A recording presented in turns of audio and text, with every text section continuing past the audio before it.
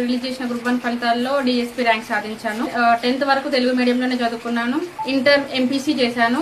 కానీ నాకు ఎంపీసీకి వచ్చినాక అర్థమైంది ఏంటంటే ఎంపీసీ కాదు కదా నేను అనుకున్నది, ఏదైనా సాధించాలి, గవర్నమెంట్ జాబ్ కదా మా నాన్న కోరిక. డిగ్రీలో నేను గ్రూప్స్ కోసం ఏది బెటర్ అని మా మామల్ని అడిగితే మా మామ వాళ్ళు నువ్వు BA తీసుకుంటే బెటర్, బ్యాచిలర్ ఆఫ్ ఆర్ట్స్, అందులో సబ్జెక్ట్స్ నీకు యూజ్ అయితే అది అని చెప్పిళ్ళు. సో హైదరాబాద్కి వెళ్ళి డిగ్రీ చదివాను.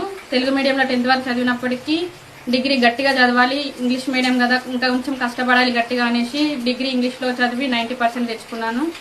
డిగ్రీ అయిపోయిన తర్వాత ఇంకా కోచింగ్ సెంటర్లోకి అడుగుదామని వెళ్తే వాళ్ళు లక్షలు పైసలు అని చెప్పిళ్ళు. సో మా అమ్మ నాన్నని అంత పైసలు పెట్టనేలేను కదా, నేను ఎట్లానే ఆలోచించి బీసీ స్టడీ సర్కిల్ ఉంటాయి మనకు, దాంట్లో ఫ్రీగా కోచింగ్ ఇస్తారు అని చెప్పిళ్ళు. సో దానికి అప్లై చేసిన నేను, అందులో ర్యాంక్ సాధించిన బీసీ స్టడీ సర్కిల్కి వెళ్ళాను. ఒక 2 months దాంట్లో చదివాను.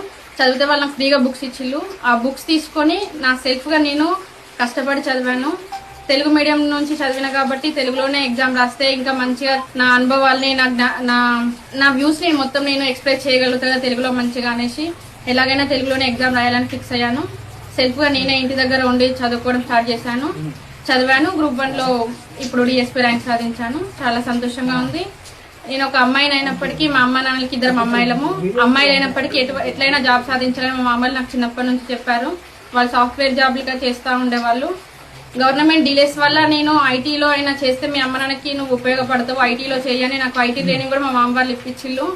ఐటీ ట్రైనింగ్ తీసుకుంటూ కూడా నా కళ ఐటీ కాదు కదా, నేను గవర్నమెంట్ అనుకున్నా కదా అని ఒక పక్క ఐటీకి ట్రైనింగ్ కోసం ప్రిపేర్ అవుతూ ఇంకా సగం గవర్నమెంట్ జాబ్కి ప్రిపేర్ అయ్యి మా మామ వాళ్ళకి చూపెడితే ప్రిలిమ్స్ నేను సాధిస్తే వాళ్ళు నన్ను ఇంకా పైసలు పెట్టి నన్ను మెయిన్స్కి ప్రోత్సహిస్తారని గట్టిగా కూర్చున్నాను. ప్రిలిమ్స్ కొట్టిన మామ, నేను ప్రిలిమ్స్ సాధించిన మామ, ఇప్పుడు నేను ఐటీ ట్రైనింగ్ తీసుకోలేను అంటే, ప్రిలిమ్స్ వచ్చింది కదా మమ్మీ నువ్వు కష్టపడి చదువు, ఇంకా నీకు మెయిన్స్ వస్తుంది, మేము కావాల్సినంత పైసలు పెట్టుకుంటాం అది అని చెప్పిళ్ళు. తెలుగులోనే ఎగ్జామ్ రాశాను.